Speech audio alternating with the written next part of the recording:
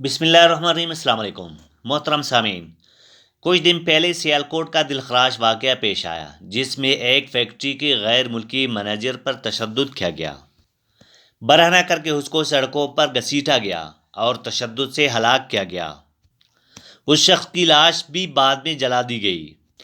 مقتول پر توہین مذہب کا الزام لگا کر فیکٹری کے ملازمین اس پر ٹوٹ پڑے، جبکہ پولیس تماشائی بن کر یہ منظر دیکھتی رہی۔ بلا تحقیق توہین مذہب کے نام پر اس کو تشدد کا نشانہ بنایا گیا۔ محترم سامعین، سیالکوٹ کے اس دلخراش واقعہ کی حقیقت کیا ہے، آپ ذرا سنیے۔ السلام علیکم ورحمۃ اللہ وبرکاتہ۔ استاد صاحب کیا حال چال ہے؟ رات آپ نے کام سے مل گیا تھا تو ابھی میں نے معلومات لی ہیں۔ میرا کزن وہاں پہ اسی فیکٹری میں کام کرتا تھا کہ وہ 7 سال اس نے بھی ایک بڑی پوسٹ پہ کام کیا ہے۔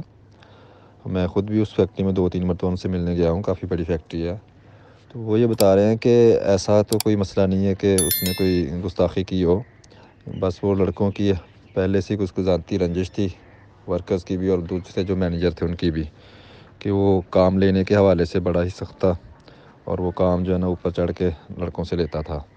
تو آپ کو پتہ ہی ہے ہماری پاکستانی عوام جو ہے نا ایک تو کام کرنے کے حوالے سے سست بھی اور کام چور بھی ہے۔ تو اصل تو لڑکوں کو مسئلہ یہ تھا، اور یہ جو گستاخی والا معاملہ ہے یہ تو صرف بہانہ بنایا گیا ہے۔ وہ بھی اس طرح کہ کسی پارٹی نے باہر سے آنا تھا وزٹ کرنے کے لیے وہاں پہ۔ تو آپ کو پتہ ہے جو باہر کی پارٹیاں آتی ہیں وہ صفائی ستھرائی اور دیگر معاملات کافی زیادہ دیکھتی ہیں۔ تو لڑکوں نے اپنی پارٹی کے اور اس طریقے سے اپنے مسلک کے حوالے سے جو مشینوں کے اوپر سٹیکر وغیرہ لگائے ہوئے تھے، تو وہ آیا، اس نے وزٹ کیا اور اس نے یہی کہا کہ ان کو اتاریں۔ تو ایک دفعہ آیا تو لڑکوں نے نہیں اتارے، دوبارہ اس نے بولا، تو اسی چیز کو انہوں نے ایشو بنا کے اس کے اوپر حملہ آور ہوئے ہیں۔ اور یہ بات صبح یعنی کہ 8 بجے سے شروع ہوئی ہے اور 11 بجے تک تو انہوں نے اس کے اوپر کوئی اس طریقے سے اس کو مارا نہیں ہے، لیکن مارنے کی کوشش کی گئی ہے۔ تو مسئلہ یہ ہوا کہ دیگر نے ان کو بچانے کی بھی کوشش نہیں کی، اور اس کی وجہ یہ تھی کہ دوسرے مینیجر بھی جو ہے نا اس سے وہ جیلس تھے۔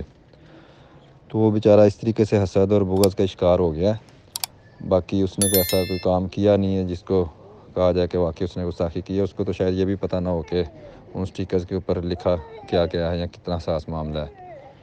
تو وہ لڑکوں کی اور دیگر مینیجر کی ذاتی رنجش اور بغض اور اناد کی وجہ سے بیچارہ مارا گیا۔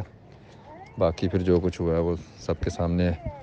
تو یہ بتایا میرے کزن نے، اس نے کہا کہ میں چونکہ اس کے ساتھ خود کام کر چکا ہوں، تو وہ اپنے کام کے حوالے سے انتہائی ایماندار تھا اور بڑا سخت تھا، اور تب بھی لڑکے اس سے جو ہے نا اس طریقے سے حسد اور بغض رکھتے تھے اور اس سے کام چوری کے معاملے میں ڈرتے تھے۔ تو ظاہر ہے وہ معاملات تو ایسا بڑھتے جاتے ہیں۔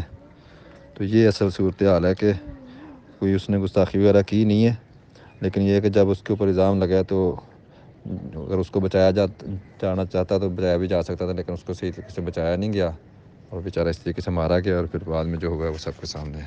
السلام علیکم ورحمۃ اللہ۔